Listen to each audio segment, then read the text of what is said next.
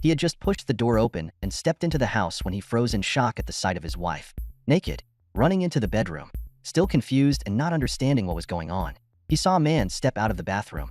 The two men locked eyes, the tension in the air almost palpable, as if it could explode at any moment. Both simultaneously glanced at the handgun placed on the table, making it seem like a violent confrontation was about to unfold. But then, he withdrew his gaze, moving forward. After casting a deathly stare at the other man, he walked straight into the bedroom without looking back. The other man, finally breathing a sigh of relief, quickly wiped the cold sweat from his forehead. He grabbed the handgun on the table and ran for his life out of the house. The man was named Nick, one of the toughest cops in Los Angeles. But little did he know, his greed almost cost this old man dearly, as everything that had just happened was orchestrated by his wife and the other man half a month ago. At 5 a.m., the money transport truck, having just completed its duty, stopped in front of a convenience store.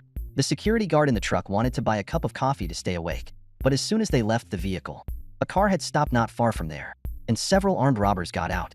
The security guard, who had just finished purchasing items, walked out of the store and was immediately subdued at gunpoint. The other robbers in the car quickly got out and took control of the scene.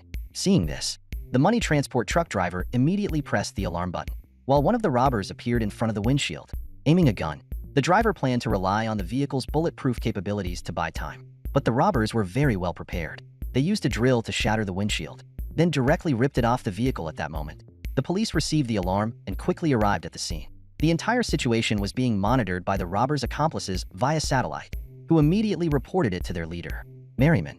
The robbers sped up, preparing to blow open the vehicle's door, dragged the stunned security guard out, and just as they were about to drive the money transport truck away, the police reinforcements arrived. Gunfire erupted in the quiet street. One of the robbers, careless, was shot and died on the spot. Seeing his accomplice fall, the remaining robbers, even more desperate, fought back fiercely. Since this group of robbers was highly professional, it didn't take long for the supporting police to be completely overpowered. One by one, they fell to gunfire. The gunfight finally ended with a complete victory for the robbers. After tossing a smoke bomb, the robbers drove off in the stolen money transport truck and hit the gas, fleeing the scene. With the help of their accomplices, they easily avoided all surveillance cameras and police pursuit, disappearing without a trace in some corner of the city. The first thing they did after reaching safety was to remove the tracking device on the truck. This heist not only resulted in casualties among their own men, but also in the deaths of police officers, making their safety harder to maintain. Merriman ordered his close associate, Marcus, to find a hideout and monitor the police movements, while he himself opened the stolen money transport truck. Inside was empty, but in reality, that was exactly what they wanted. The next morning, the seasoned officer Nick arrived at the crime scene. Aside from one robber shot dead and a few police officers inspecting the scene, there were no other useful leads. In Los Angeles, known as the capital of bank robberies, detectives here were no strangers to scenes like this. Nick analyzed that it was very likely the robbers had planned their escape in advance, and this location was near a helicopter landing pad that wasn't freely accessible. That was why they were so audacious. Clearly, the robbers were very professional, but his colleagues told him that they had stolen an empty money transport truck. This discovery made Nick ponder deeply. They didn't know what the empty truck meant to the robbers. Marcus, who was tracking the police, had brought back photos taken at the scene. After a bit of work from Merriman, they easily gathered information on Nick, including his role and position. Nick was a pillar of the Los Angeles Police Department, having solved many robbery cases, so they had to understand more about him before making their next move. At the same time, Nick and his team were analyzing the case, but they still couldn't understand why the robbers had stolen an empty money transport truck. And there was one more thing. How did the robbers know a money transport truck would be passing by?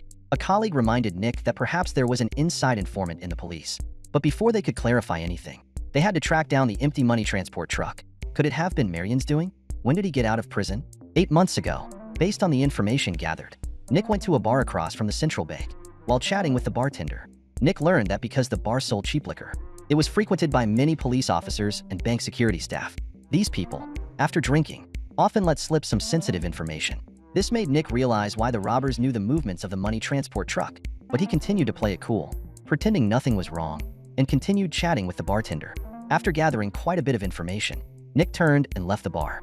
3 hours later, Donnie finished his shift, but just as he was about to drive home, someone suddenly attacked him. The next time Donnie regained consciousness, he found himself lying in a hotel bed. At the agent's request, Donnie sat down on the nearby sofa. Nick held up a photo and showed it to Donnie. The two people in the photo were him and Marion. In fact, Nick's colleagues had already thoroughly investigated Donnie's background. At 17, he was arrested for stealing copper cables, and after serving time, he received the fastest speeding ticket in California's history. In an attempt to get Donnie to reveal the truth, one of the team members started threatening him.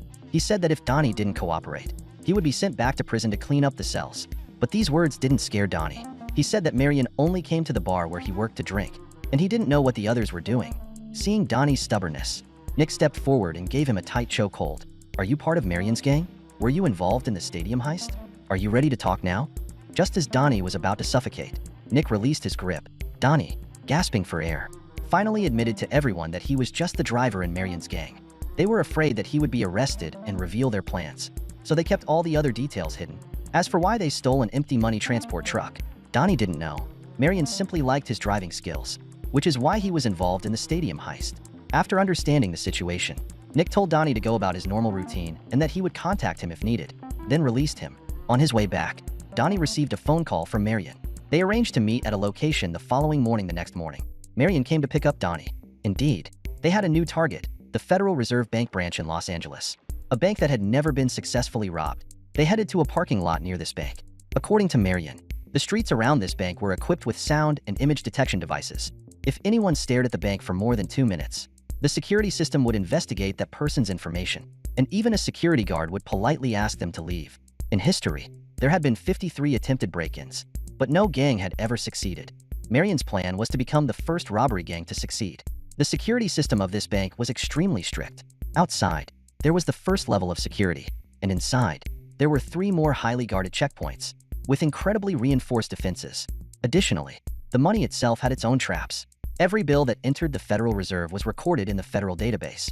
They could track the whereabouts of any bill, no matter where it was in the world. As soon as that bill appeared, they could identify the person holding it within 5 minutes. Furthermore, the money entering the Federal Reserve was categorized. They would discard any damaged bills and replace them with new ones. More importantly, they would erase the serial numbers of old bills from the system, meaning those bills would no longer exist. Each day, the bank discarded nearly $300 million worth of old bills. From 7 p.m. to 5 a.m., these old bills were fed into shredding machines to be destroyed and then transported to a landfill to be disposed of. The gang's task was to get this money before it was put into the shredder. If they could safely withdraw, they would have $300 million in cash that could be used without any risk. At the same time, Nick's team also started investigating the members of Marion's gang through the fingerprints they left behind in the previous stadium heist. The technician was able to identify the owners of these fingerprints. Aside from Marion, all the other members of the robbery gang were revealed. The difference was that these people came from all over the United States. But the common thread was that they had all served in the military, and some had even participated in the Iraq War.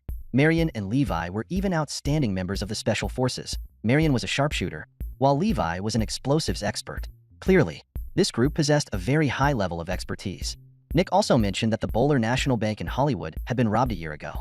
The robbers used very sophisticated, skilled, and high-tech methods, and to this day, that case remained unsolved. Nick suspected that Marion's gang might have been behind it, although in a subsequent robbery, Marion had been caught due to a vehicle breakdown. However, the remaining members of the gang have still not been caught. Clearly, this group of people is extremely difficult to deal with, and they would face a very formidable opponent. Therefore, their next focus in the investigation was to target Marion's underlings. Once they caught all of them, the entire case would likely unravel on its own to ensure the success of the robbery. Marion began preparing carefully. He not only understood the situation around the bank, but also had the stolen money transport truck modified. They planned to attack the electrical system first. Since the vault had backup power, it wouldn't be affected, but some of the surveillance systems outside and inside the bank, which were not high-priority targets, would be disabled, including the paper shredding machine in the money counting room. However, the power outage couldn't last more than 2 minutes, or they risked detection. Once they got into the money counting room, the only remaining concern would be the cameras, but they had a way to deal with that. They planned to use an electromagnetic pulse to interfere with the surveillance cameras and sensors within a 9-meter radius. Where did they get this information from? You don't need to know how they got the information, just that it's very reliable and ready to be used. Donnie disguised himself as a delivery person and arrived at the bank. After passing through several security checks, he reached the restaurant on the 2nd floor. Donnie gave a bag of food to a bank employee and then took the remaining bag to the bathroom.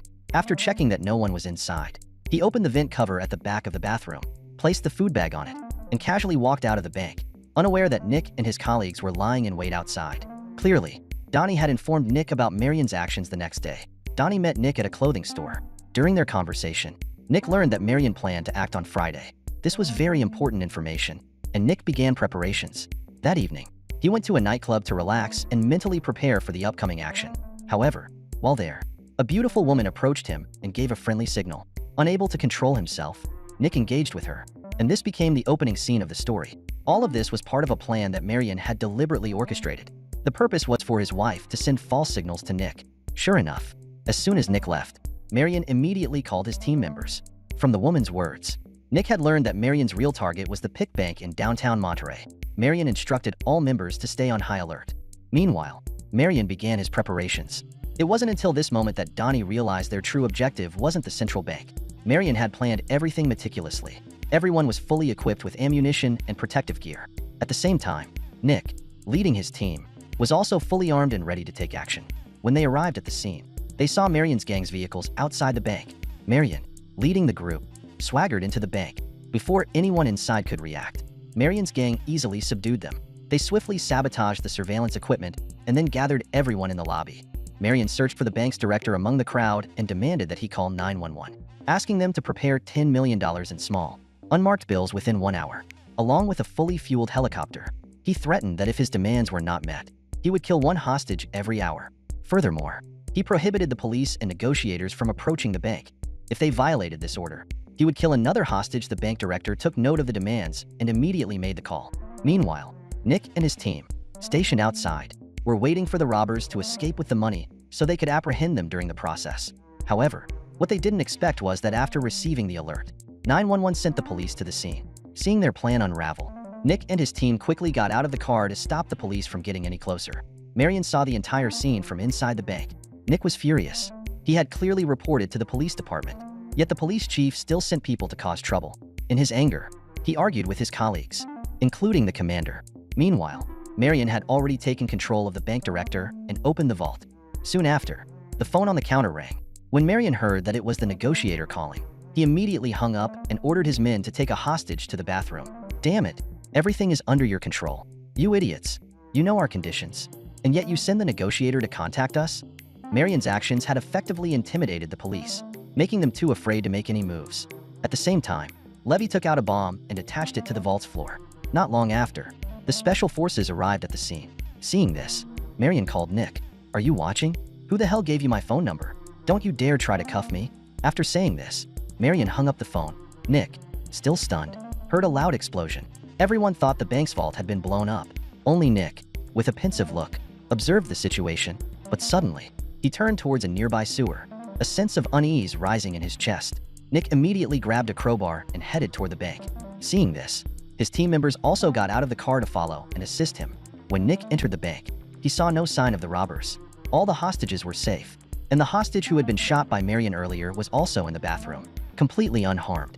When the other team members rushed in, they only found a large hole in the vault floor. Nick, however, crawled into the hole and began feeling his way forward. When he finally saw an exit up ahead, he realized that Marion and his men had already used this tunnel to escape long ago. Outside the central bank, one of Marion's men had somehow intercepted the conversation between the central bank and the PIC bank. He learned that a large sum of money would be transferred to the central bank at 3 p.m. The conversation had taken place just before the PIC bank was robbed.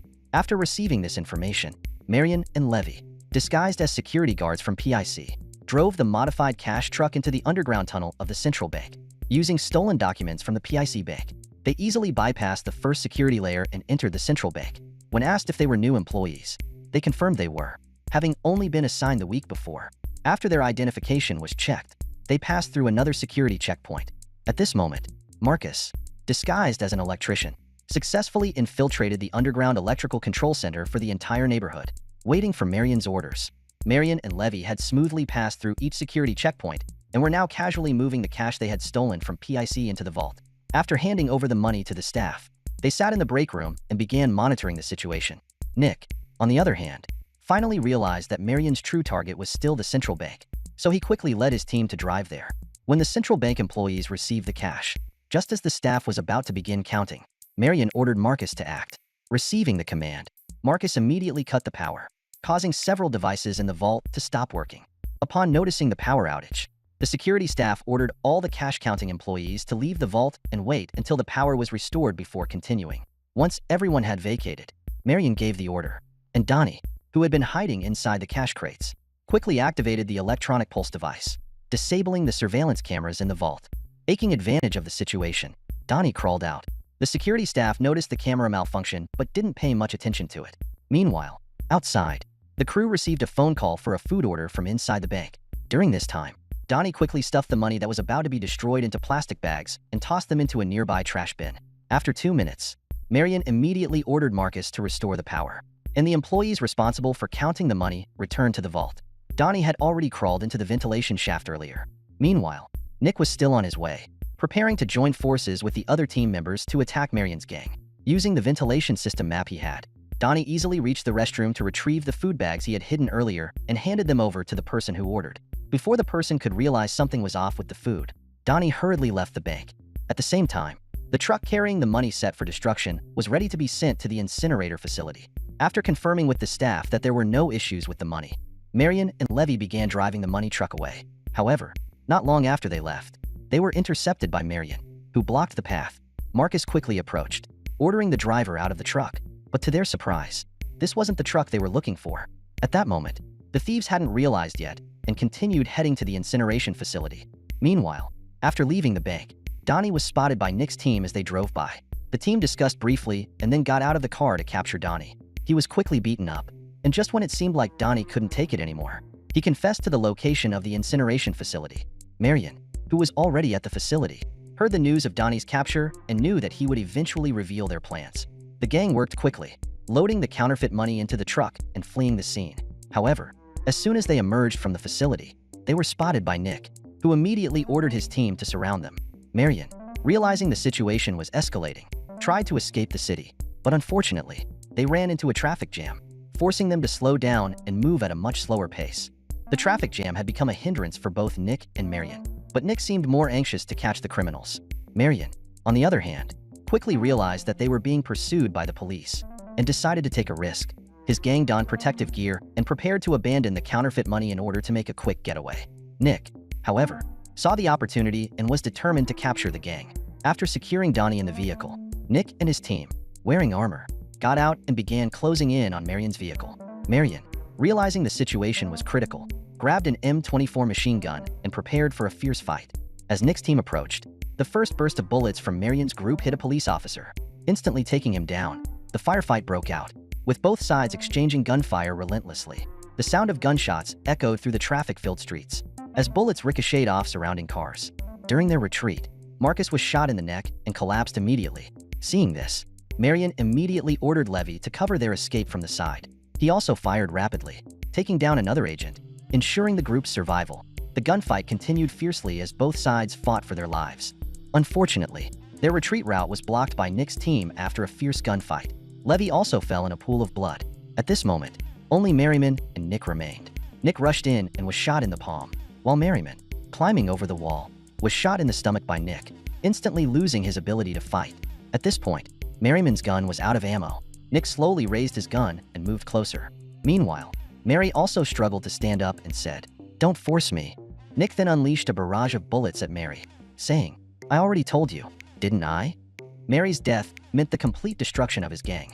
Afterwards, when Nick checked Merriman's gun, he found it empty, realizing that Merriman had likely sought death on purpose. Not long after, Nick returned to the car and found that Donnie, who had been locked in, was gone. Realizing something, he opened Merriman's trunk and discovered that it was filled with pieces of old, destroyed money. In that moment, Nick seemed to have understood everything, just as he had suspected. The idea of robbing the central bank had come from Donnie. He took advantage of his job at the bar across from the central bank to get close to the bank's security guards, often inviting them to drink. After they got drunk, Donnie managed to extract crucial information from them about the bank's security flaws and maps of key locations. However, Merriman did not know that they were always being led by Donnie. In the end, not only did they gain nothing, but they also paid a heavy price. Meanwhile, Donnie stuffed all the stolen money into the tires and used an unexpected method to transport it out. After that, he went to an unfamiliar place to continue his old job. He worked at the bar across from, oh, right, the Diamond City Exchange. Exactly. This time, I'm treating you. Don't underestimate the weak, and the bitter end awaits. The story ends here for today. Thank you for watching the film. What do you think of this movie? Please leave a comment below.